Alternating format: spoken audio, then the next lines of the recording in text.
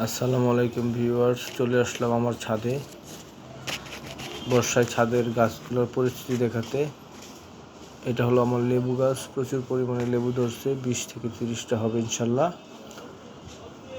এটা হলো আমার জামরুল গাছ, এইখানে অনেকগুলো জামরুল ধরছে। এই গাছটা আমি এক ভদ্রলোকের বাসা থেকে কলপ করে নিয়ে আসছিলাম। যাই হোক, অনেক কষ্টে গাছটা বাঁচাইছি এবং প্রচুর পরিমাণে জামরুল ধরছে। এবার প্রথম এটা 1 বছর হইল তা লাগাইছি এবং দ্বিতীয় বছর এটার মধ্যে ফল আসছে। আশা করি অনেকগুলো ফল টিকবে এবং জামরুলের সাইজগুলো ভালো হবে। এটা হচ্ছে আমার ডালিম গাছ, এখানে প্রত্যেকবারই 12 থেকে 14টা ডালিম ধরে, এইবারও 11টা ডালিম ধরছে, আর কিছু ডালিম হবে মনে হয়। ফুল আসতেছে, পড়তেছে, ডালিমের সাইজগুলো মোটামুটি ভালো হয়েছে। তবে গত চান্সে ডালিমগুলা দুর্ভাগ্যবশত ফাইটা গেছিল অপ্রাপ্তবয়স্ক কারণে, বয়স্কর সময় বুঝতে পারিনি কেন ফাটছে। এটা হলো আমার বড়ই গাছ, এটা 12 মাসে বড়ই, বল সুন্দরী বড়ই বলা হয় একে। কিছুদিন আগে বড়ই খাওয়া শেষ হয়েছে, আবার বড়ই ধরতেছে, তবে এবার পরিমাণে খুব কম। এটা হলো কামরাঙা গাছ, এখানে প্রচুর পরিমাণ কামরাঙা ধরছে, জানি না কতগুলো টিকে। সবগুলো টিকলে এই গাছকে বাঁচায় রাখা সম্ভব না, বা গাছ ভাঙা পড়ে যাব, এই পরিমাণে কামরাঙা ধরছে। সো দোয়া করবেন সবাই, মোটামুটি কামরাঙা গাছটা যেন টিকায় রাখা যায়। এটা হলো আমার পেয়ারা গাছ, গোলাপি পেয়ারা বলে, ভিতরে লাল হয়, লাল না ঠিক গোলাপি হয়। সাইজটা মোটামুটি একটু ভালোই বড় হয়, আবার একদম ছোটোগুলার মতো না, ঠিক আছে। এখানেও মনে করেন যে 20-50টা পেয়ারা ধরছে। এটা হলো আনার গাছ, ডালিম না, এটা আনার গাছ, অরিজিনালি আনার। আমি বীজ রোপণ করছিলাম, তৃতীয় বছর থেকে আনার হয়েছে। এটা আমার মালবেরি গাছ, 2-4টা মালবেরি সবসময় গাছে থাকে, এখন নতুন মালবেরি ধরতেছে, এই যে মালবেরিগুলা। তারপরে চলেন আপনাদের দেখাই, আরও কিছু গাছ আছে আমাদের গাছগুলা। আমার আরেকটা ভ্যারাইটিসের লেবু গাছ আছে, এইটা হলো সেই লেবু গাছ, এটা কাগজি লেবু বলে। এখানে সবসময় 2-4-10টা লেবু থাকে। এটা হলো মিন্ট পুদিনা পাতা গাছ। এটা হলো ক্যাপসিকাম গাছ, ফুল গাছ। বর্ষাকালে সাধারণত সব গাছগুলাই খুব সুন্দর একটা রূপ নিয়ে থাকে। তারপর পাতাবাহার গাছ, এটা নতুন একজনের কাছ থেকে আইনে রোপণ করছি, গাছটা হয়ে গেছে। যাই হোক, আল্লাহ ভরসা। এই যে আমার মেয়ে, উনিও একটা গাছ রোপণ করছেন, ঘাস ফুল। যাই হোক, এগুলো হলো কাঁচামরিচ গাছ, এখানেও প্রচুর পরিমাণে মরিচ হয়, আমি প্রত্যেক সপ্তাহে মরিচ তুলি।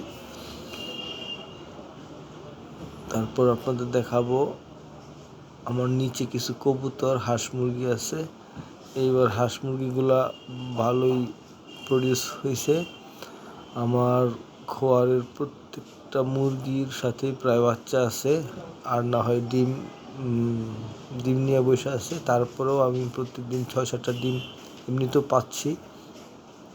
চলেন দেখাই মুরগিগুলা।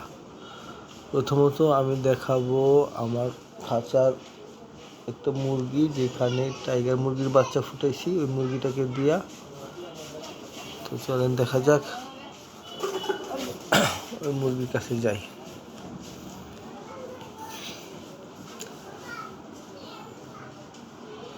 এই যে আমি চলে আসলাম আমার খাঁচার এখানে। এইবার এই যে প্রথম খাঁচা, এইখানে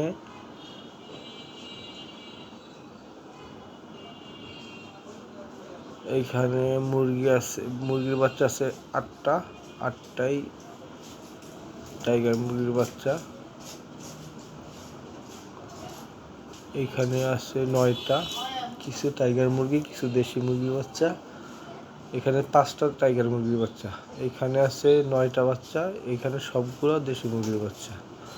এছাড়াও আরও আছে, আর একটা খোপের মধ্যে আছে এখানে, এই যে এটা কালো মুরগির সাথে, এখানে আছে 6টা টাইগার মুরগির বাচ্চা। এগুলো নতুন মুরগি, প্রথম ডিম ফুটাইছে, যার জন্য বাচ্চার পরিমাণ খুব কম, এবং এদের সাইজ খুব ছোট হওয়াতে ডিম কমায় দেওয়া হয়েছিল। যার কারণে ও 10টা ডিম নিয়ে বসছিল, 6টা ফুটাইছে, 4টা নষ্ট করছে। 4টা নষ্ট বলতে 2টার বাচ্চা নিজেই খায় ফেলাইছে, বদমাইশ। তারপর চলে আসলাম আমাদের নিচে, আমি রাস্তার মধ্যে পেঁপে গাছ রোপণ করছি গেট বরাবর, ওইখানে এই অবস্থা পেঁপের। এটা দ্বিতীয় বছর। আরও কিছু গাছ আছে, এই যে এবার প্রথম পেঁপে ধরলো। এই গাছগুলো হইতেছিল না, আমি মাথা কেটে দিচ্ছিলাম, যার কারণে এবার এই অবস্থা। এটার মধ্যেও পেঁপে ধরছে। আরও একটা গাছ আছে, এটার মধ্যেও প্রচুর পরিমাণে পেঁপে ধরছে। পেঁপেগুলো বড় হলে গাছ রাখা কঠিন, কারণ হলো এগুলো ডালের মধ্যে লাগানো। এই যে নতুন চারা রোপণ করছে এই বর্ষায়, আশা করি চারাগুলো সুন্দর হয়ে উঠবে। আরও কিছু রোপণ করছি রাস্তার কিনারে, যাদের বাসার সামনে এরকম মাটির রাস্তা থাকে তারা ইচ্ছা করলে বাউন্ডারি ঘেঁষা এরকম গাছ লাগাইতে পারেন, এতে পরিবেশটা সুন্দর দেখা যাবে এবং গাড়ি চলাচল করে না এরকম রাস্তা হইতে হবে। তারপরে এই যে মশারিটা ঢাকা দেখতেছেন, প্রত্যেকটা মশারির ভিতরেই একটা করে পেঁপে গাছ রোপণ করা আছে। আশা করি গাছগুলা এই বছরের মধ্যেই ফল দেওয়া শুরু করবে, তবে 5 থেকে 6 মাসের মধ্যে। ধন্যবাদ সবাইকে, ভালো থাকবেন। বর্ষাকালে ছাদ পরিষ্কার রাখবেন এবং ছাদের টবগুলো সাবধানে রাখবেন, সম্ভব হলে পিলারের সাথে বেঁধে রাখবেন। যাদের ছাদের বাউন্ডারি নাই তারা ছাদের মাঝখানে গাছগুলো রাখবেন। দুর্ঘটনা থেকে দূরে থাকবেন। আল্লাহ ভরসা, সবাইকেই আল্লাহ হেফাজত করুক। আল্লাহ হাফেজ।